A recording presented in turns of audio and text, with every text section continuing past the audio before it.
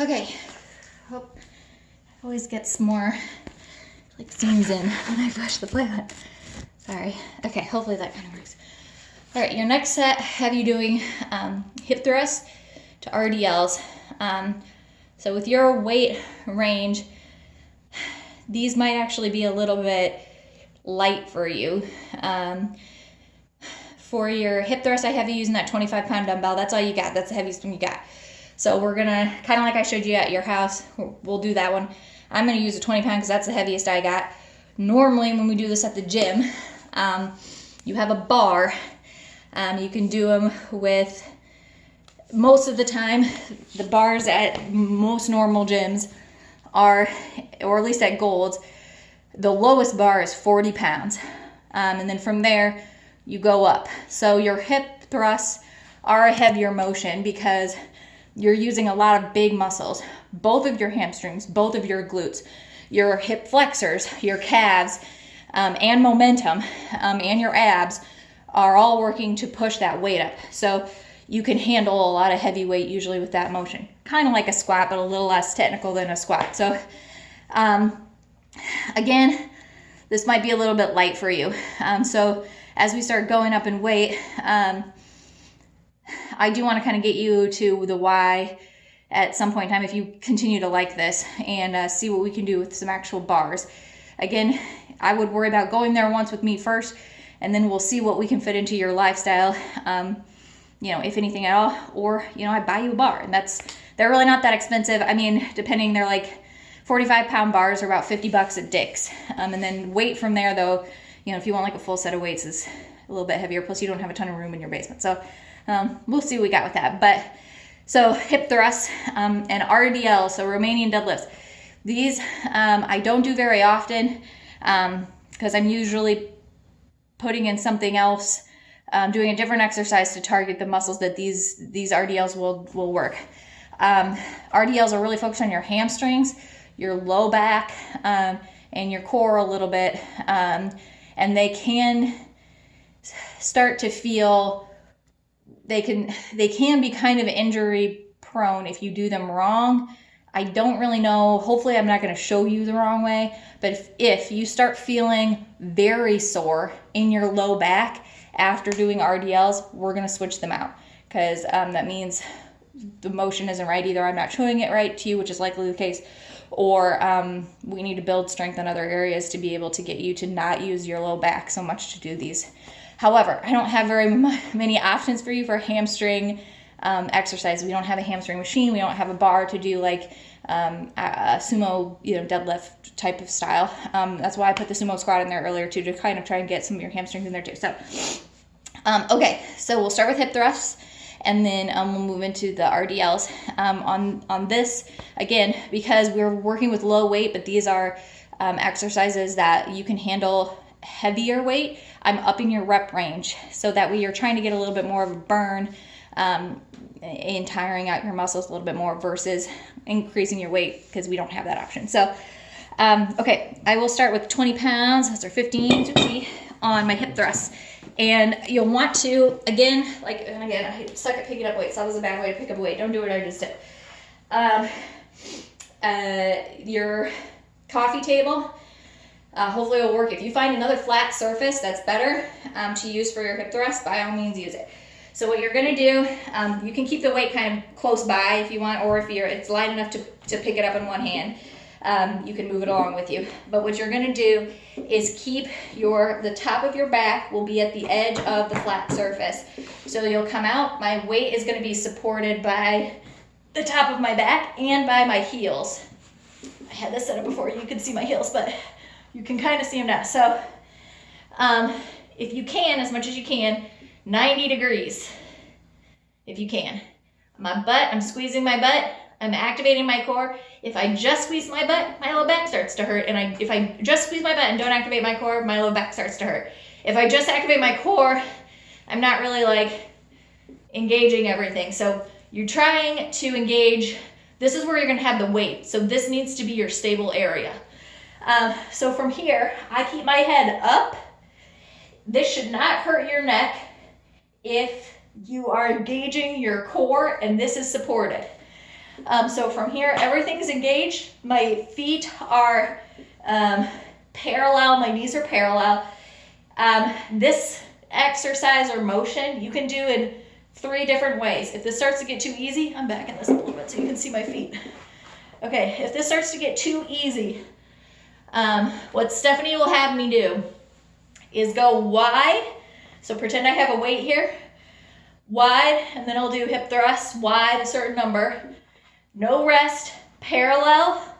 My knees will be parallel, a certain number. No rest, knees together, a certain number.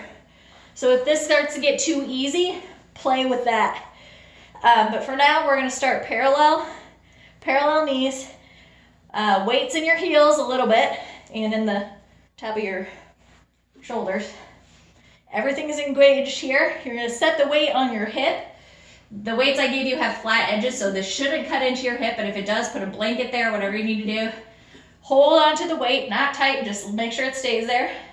You're going to keep your head up, this should not move, your head should not move, none of this. Don't do that. So just keep your head in one position. All right, so you're starting here, head in this position.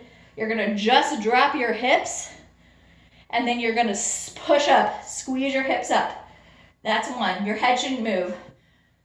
2, 3, 4, 5, 6, 7. I have 20 reps on your book. 8, 9, 10, 11, 12, 13, 14, 15, 16, 17, 18, 19, 20. I just dropped my butt down, weight to the side. You're gonna pick up your 15 pounds, so have them close. And we're gonna do RDLs. Okay. And again, with some of these rep ranges and your weight, you're gonna have to give me some feedback. So if that's too many reps, you can't do it, do the best you can, drop your weight, go on to the next exercise, and just tell me that. And we'll rearrange it. So the RDLs, again, you're gonna be working your butt and your hamstrings. It's kind of like what we were working a little bit on the hip thrusts. But those work your hip flexors a little bit more than this exercise is going to. So from here, you're gonna squeeze your butt, get your chest sort of strong, stack, chest up, weight, your feet should be just shoulder width apart, if not a little bit more narrow than that. Catching my breath. So you're gonna kind of get in a strong stance here. You're gonna bring your weight in front of you, and you will be hinging at the hips for this exercise. So keep your chest up, keep your butt kind of engaged. You'll bend your knees just a little bit. You're gonna hinge at the hips. You'll come all the way down, keeping your weight parallel. Right about here, you should feel a stretch in your hamstrings. So they should be really stretching. Your knees are a little bit bent. Do not lock out your knees. You'll start to pass out or fall over possibly. So you're trying to go kind of as low as you can until you get a pretty good stretch. Engage that core. See, my back is pretty flat. From here, push into your heels. Pull up, engage your glutes at the top, and go right back down and get nice and steady and smooth. All right, I think I've got 8 to 10 millimeters. So that's 2. If you can speed it up, you can. But what I don't want you to do is do this. None of that. So I'd rather have you go nice and slow. Make sure everything's in line. Get your stretch. Pull really strong up. Squeeze that butt. Come down again. Let's say that's 4. Breathe out at the top. 5, 6, 7, 8, 9, 10. Drop your weight and go right back into your hip thrust. Or in your book, I have rest times. So it'd be like 45-second rest or something like that. If through all of this, you feel like you need more rest time, for now, take it. But kind of keep track of how much rest you're taking. The one area I would say not to linger on and not to let your body whine so much on is right after that cardio set. So your body does need rest after cardio, but you would be surprised at how quickly you can kind of recover after a cardio session or a cardio burst or whatever versus a weight session. So sometimes you're not breathing as heavy during weight sessions, so you feel like, oh, I don't need that much of a rest. But as the weight gets heavier, especially for the very first exercise I have you doing this, your squat. So if you're starting to get tired through your squat, take a longer rest in between those sets. Keep your superset short and or hardly no rest, a very short rest between the two exercises.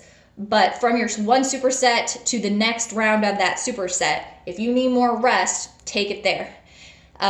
After that lunge jump squat, you can take a rest, but don't be taking a 3-minute rest after that.